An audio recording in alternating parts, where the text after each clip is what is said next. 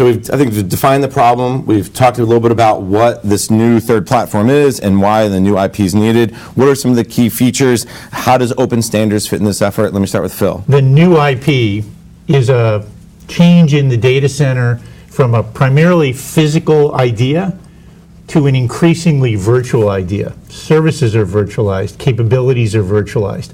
There's a degree of automation in this network that doesn't exist today. Human beings cannot react fast enough. The network needs to learn and react almost immediately to changes.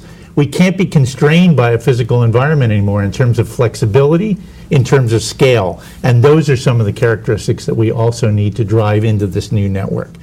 So I don't mean to imply that this network is magically going to disappear as a set of physical devices. No, physical devices will still exist, but because they're programmable, because they're much more software oriented, we have the ability to use them and automate them in a new way. And that's really what the key characteristic of the new IP is. It's interesting you make the comment about it's not going to disappear. When people think of the cloud, and you try to explain what the cloud is to people, they think, well, what is this thing? Where does it live? And it's like, okay, you got to break it down for them a little bit. Anthony, let me turn to you for a sec, because when you think of the features from a business perspective, when an agency comes to Brocade and says to you guys, hey, we want to move CapEx, OpEx, we're going to get in some of these terms a little bit later. Give me a sense of what do you tell them from a business perspective? Well, there's a couple of things. We looked at a Gartner report that came out in 2010 where it actually talked about debunking the myth of a single vendor network. We looked at that report largely because the U.S. federal government's network was being supplied by a single vendor.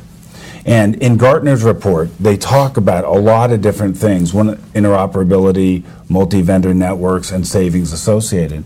So as we modeled the network infrastructure of the U.S. federal government between the period of 2006 and 2013, we found enormous opportunities for the government to save money, and open standards is a key component to getting to the savings. And here's why. If you do business with a single vendor, you generally take the best of what that vendor has. A lot of times that'll morph into proprietary protocols. So as we assess the government's network infrastructure today, there's 5 to 7 proprietary protocols that relate to a single vendor that have technical implementation aspects as far as the government's network goes.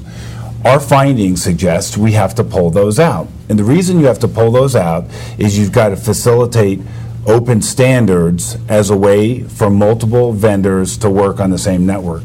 If you get to that aspect, multi-vendor networks, what you get is faster rate of innovation. And that is where you get the promise of the new IP, or you get to software-defined networking. As we can get the government to move in this direction, there's billions of dollars to save over time, and somewhere around $1 billion a year of savings in the first year. We've modeled this in a report we call The Necessity of Network Modernization.